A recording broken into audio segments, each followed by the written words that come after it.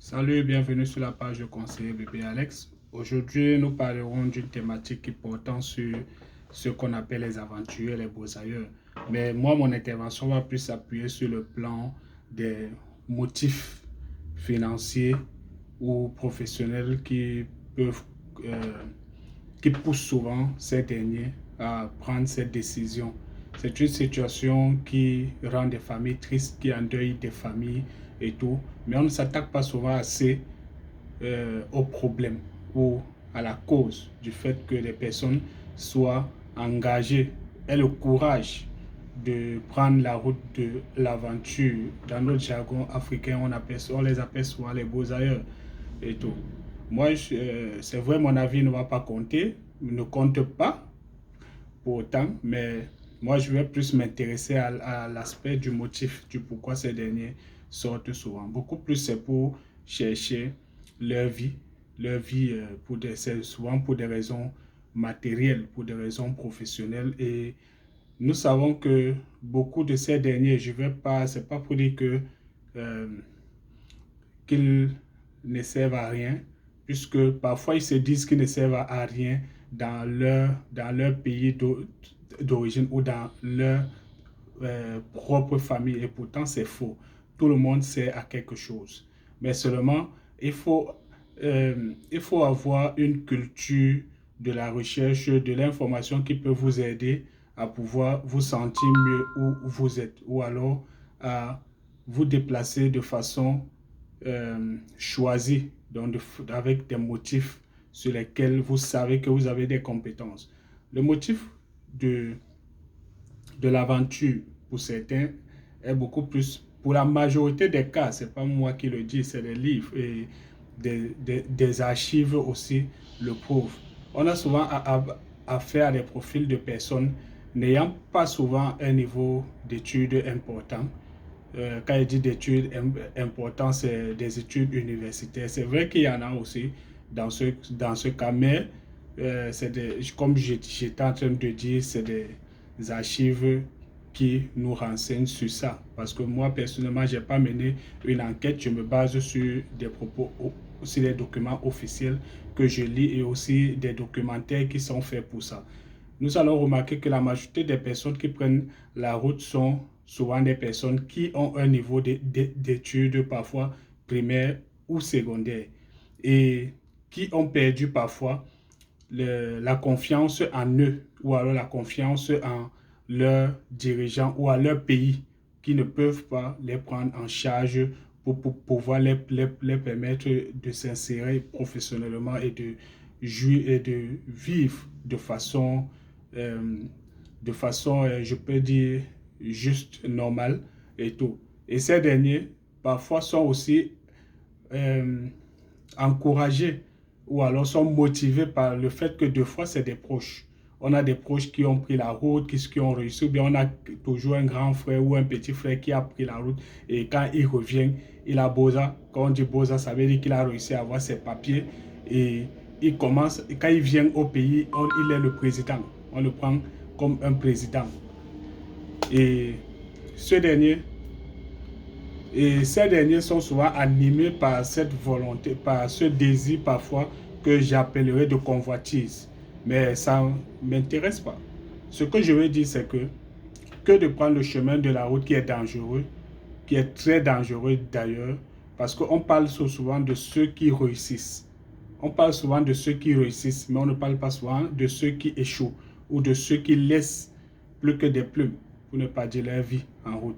Vous allez voir sur 10 personnes qui prennent la route, on aura peut-être deux qui vont réussir. Ça, je parle sous le contrôle des chiffres.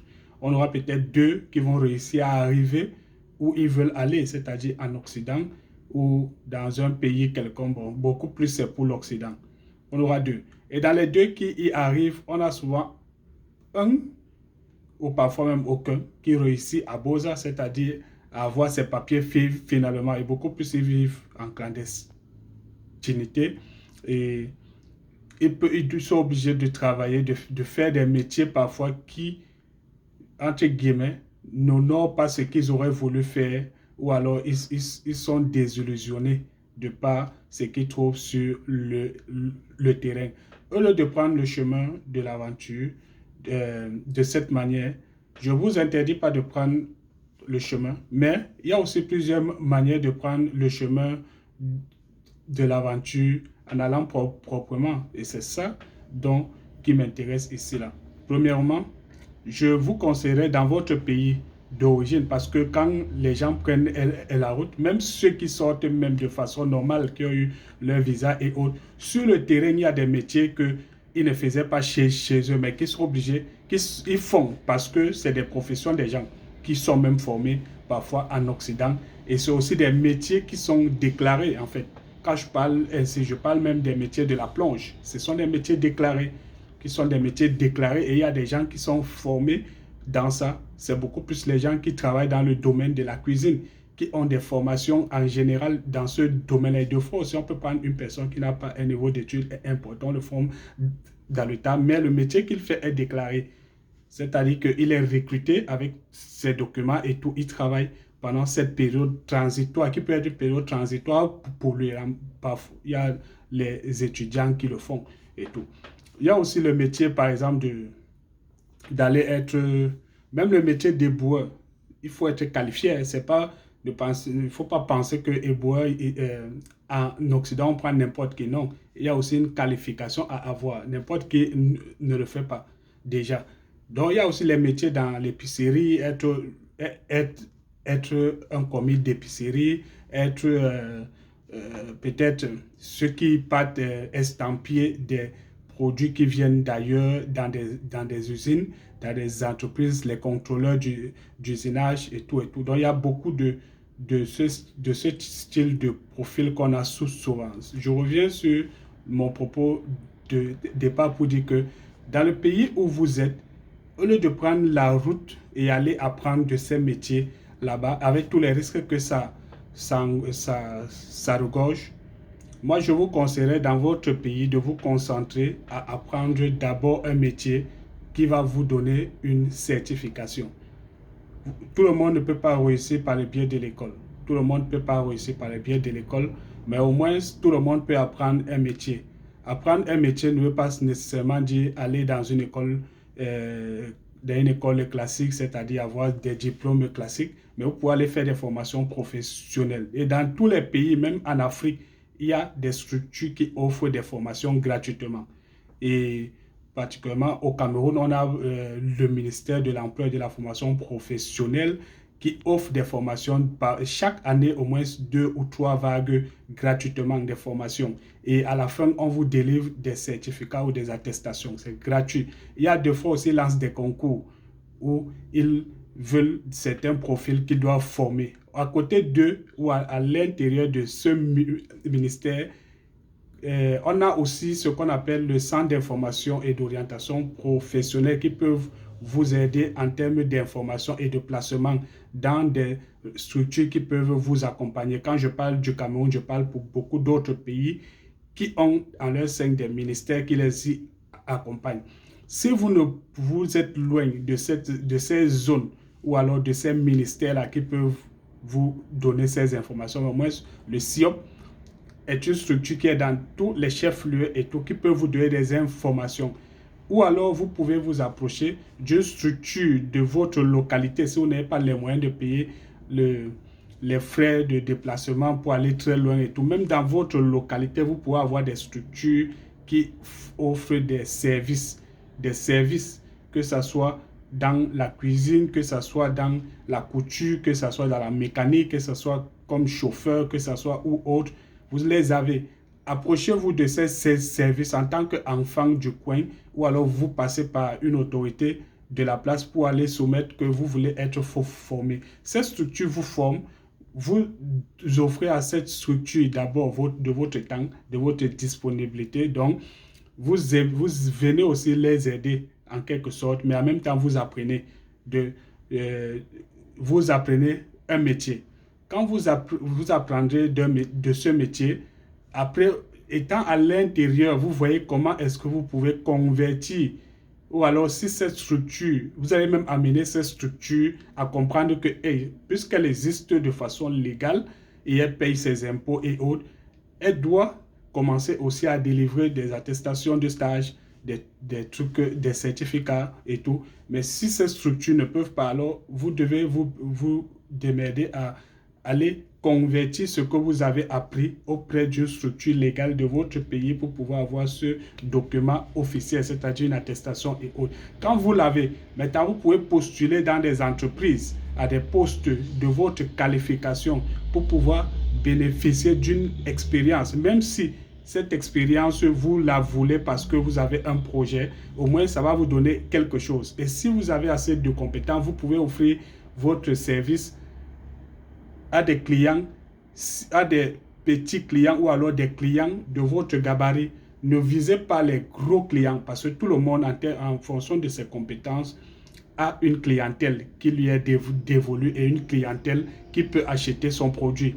Donc, ne vous mesurez pas déjà aux grandes succursales qui existent, mais commencez par offrir vos petits services. Je vais vous prendre un exemple.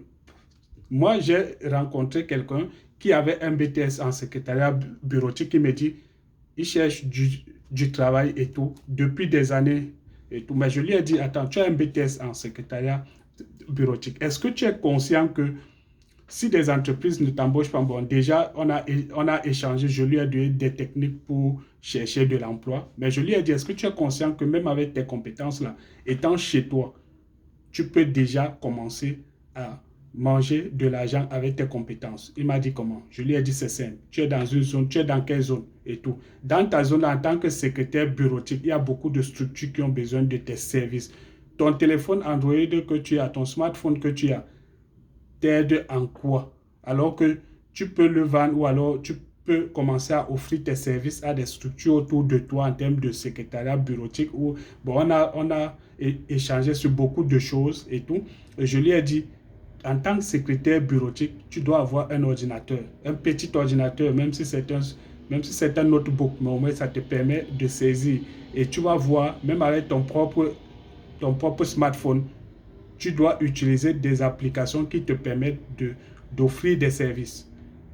Tu fais quoi à la maison pendant que les plateformes des réseaux sociaux sont inondées par des offres de tout genre, telles que même la publicité, même tu peux t'inspirer des publicités, des publications des autres structures qui font dans les compétences que tu as pour leur offrir ça. Et en même temps, ça va te pousser à toi-même à apprendre d'autres choses que tu ne maîtrisais pas. Parce que les gens vont venir vers toi pour te dire, est-ce que tu sais faire ceci? Est-ce que tu sais faire un CV? Est-ce que tu sais faire des lettres de ci, de ci, de ça? Ça va te pousser à aller chercher, à aller lire et tu vas voir que tu vas grandir dans ça. Et toutes ces choses que tu proposes sont des expériences et des connaissances que tu ne fais que avoir en toi.